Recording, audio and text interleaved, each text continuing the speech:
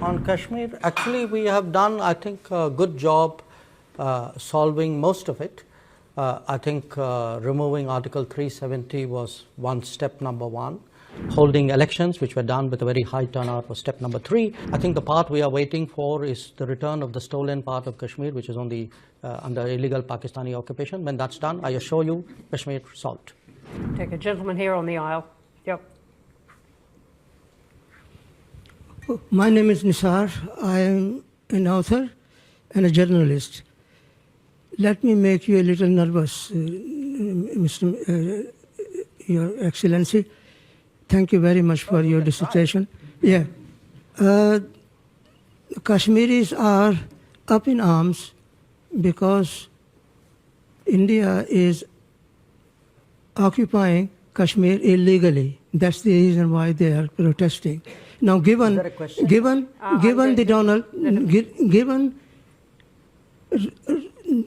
Mr. Trump's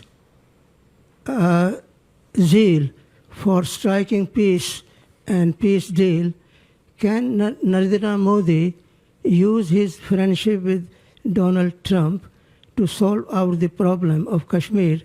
There are 1 million soldiers stationed in Kashmir to control 7 million Kashmiris. So what are you going to do about the Kashmir problem? Okay, you haven't spoken about. Can we just capture the question there? Thank you. Look, on Kashmir, actually we have done, I think, a good job solving most of it. I think removing Article 370 was step number 1. Then restoring growth and economic activity and social justice in Kashmir was step number 2. Holding elections, which were done with a very high turnout, was step number 3. I think the part we are waiting for is the return of the stolen part of Kashmir, which is on the under illegal Pakistani occupation. When that's done, I assure you, Kashmir solved. The second question, Global South. You know, look, there are different ways of looking at it, and I give you a perspective. What do countries in Global South largely want? They want more options. They want more experiences to compare, relatable experiences. They would like to get into relationships which actually help them build their society on a sustainable basis. So forget India, China for a moment. I think what is happening and is that much of the Global South in the previous decades had very limited options.